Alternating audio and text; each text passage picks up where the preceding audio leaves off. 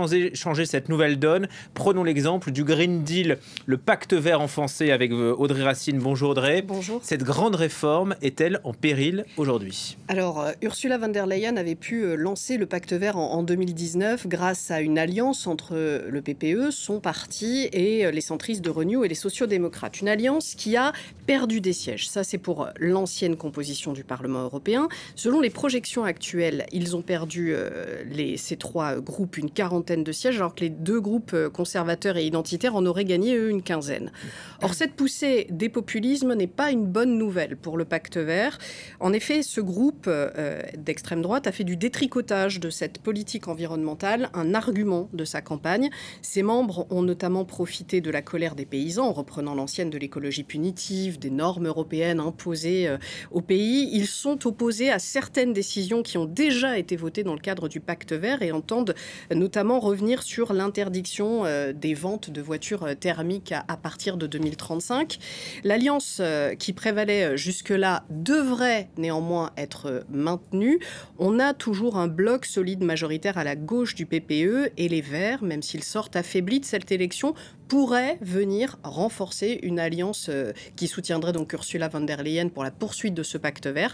Les sociaux-démocrates et les Verts ont d'ailleurs imposé le pacte vert comme un prérequis au renouvellement de cette alliance. Il n'est donc pas l'heure d'enterrer ce projet.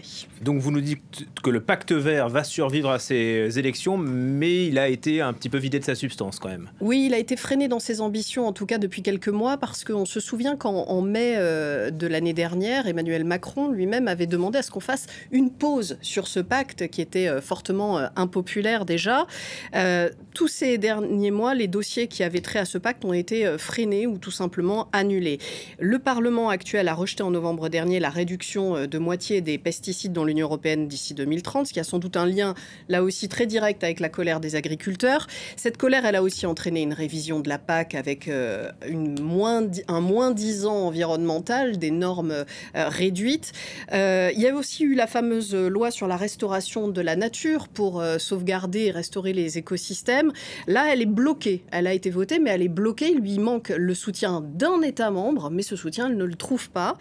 Et puis, deux projets du pacte vert n'ont tout simplement pas été proposés au Parlement. Il s'agit d'une stratégie pour protéger les ressources en eau de l'Union européenne face au réchauffement climatique, et puis d'un projet pour promouvoir une alimentation durable, plus végétale.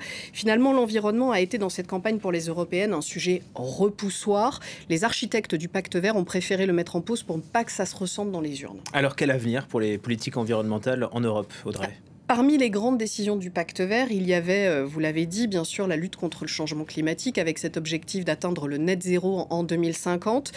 Dans ce cadre, l'Union européenne a adopté un premier objectif d'étape à moins 55% d'émissions nettes en 2030. Mais la nouvelle commission issue donc de ce Parlement devra valider l'objectif pour 2040. Il devait être, vous le voyez, porté à moins 90% d'émissions nettes.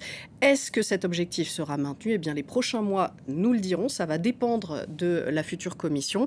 Ces groupes des droites radicales vont sans doute imposer à l'agenda de la future commission européenne des reculs sur le pacte vert. Ça veut dire que certaines décisions prises pourront à nouveau être débattues, comme les voitures thermiques, mais les députés ne pourront sans doute pas, ces députés-là en tout cas, ne pourront sans doute pas faire annuler le pacte vert dans son ensemble, comme ça a été promis.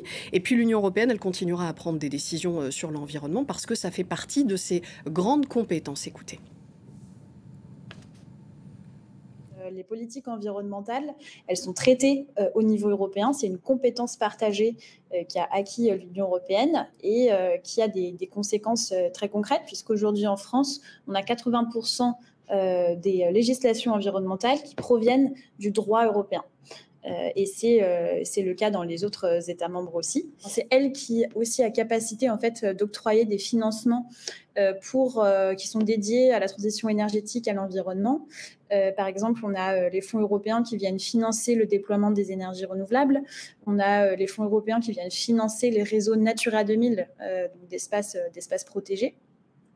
Et en fait, ce qu'on observe aussi souvent, c'est que l'ambition européenne sur le climat, elle vient tirer les ambitions nationales des 27. Et on continuera bien sûr à parler d'environnement tout au long de cette nouvelle mandature avec vous, Audrey.